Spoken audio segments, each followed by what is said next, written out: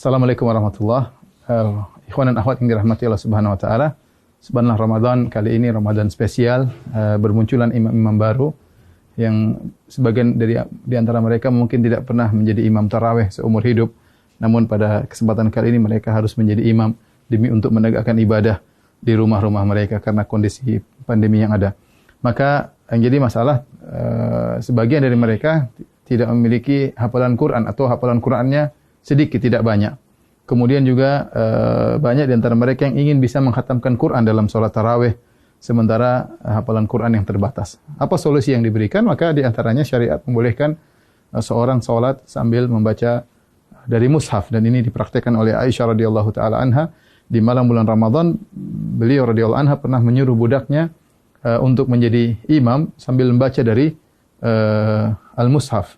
Ya, dan ini adalah praktik dari para salaf. Az-Zuhri, seorang imam dari kalangan tabi'in, juga mengatakan khiyaruna yaqra'una minal mushaf, yaitu banyak orang-orang soleh juga mereka salat sambil membaca al-mushaf supaya bisa membaca dengan sebanyak-banyaknya dalam salat malam atau salat tarawih.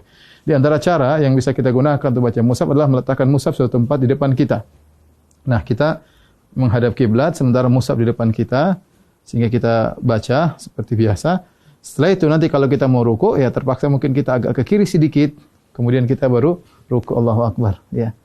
Setelah itu kemudian kita sujud, ketika kita balik berdiri, kita geser lagi sedikit untuk kemudian membaca dari mushaf di depan kita. Tidak mengapa kita kemudian misalnya membuka mushaf, ini gerakan yang tidak mengapa, ya, karena gerakan yang diperlukan ya demi kemaslahatan salat, karena kita dituntut untuk bisa salat malam dengan lebih panjang dan lebih lama.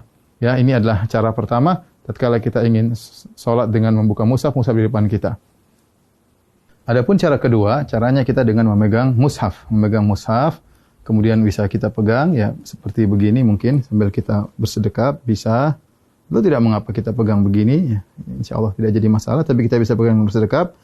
Dan ketika kita ingin butuhkan untuk membuka, kita tinggal buka mushaf tersebut, tidak jadi masalah. Ini gerakan yang ditoleransi dalam ibadah salat. Nah, ketika kita ingin ruku atau ingin sujud, maka kita bisa meletakkan di meja seperti ini, baru kita ruku. Kemudian kita ruku, kemudian kita sujud. Kalau kita ingin salat, ingin baca lagi, kita ambil lagi, kemudian kita pegang lagi. Dan ini juga cara yang mudah, dan ini tidak mengapa. Rasulullah SAW pernah salat wa huwa hamilu Umamah. Beliau pernah salat sambil menggendong cucunya Umamah bintu Abil As, yaitu putrinya Zainab, cucu Nabi sallallahu alaihi wasallam.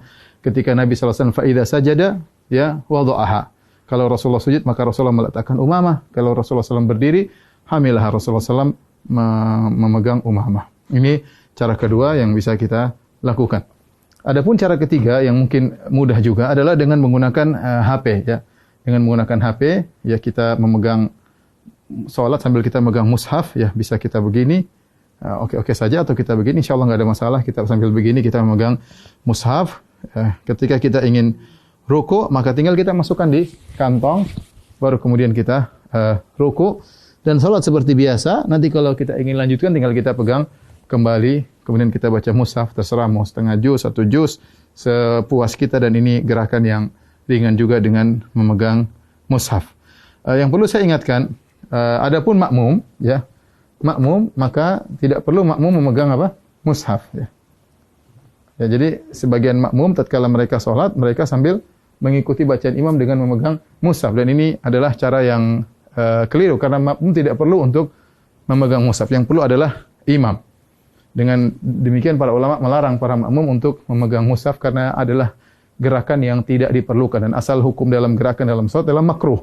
Karena ini gerakan yang tidak diperlukan, maka mereka tidak disyariatkan untuk memegang Al-Quran. Semoga para ikhwan yang jadi imam-imam baru di tahun ini, semoga bisa menjalankan ibadah dengan sebaik-baiknya, dan bisa membimbing keluarga dalam melaksanakan, mengisi hari-hari mereka, waktu-waktu mereka di malam-malam Ramadan.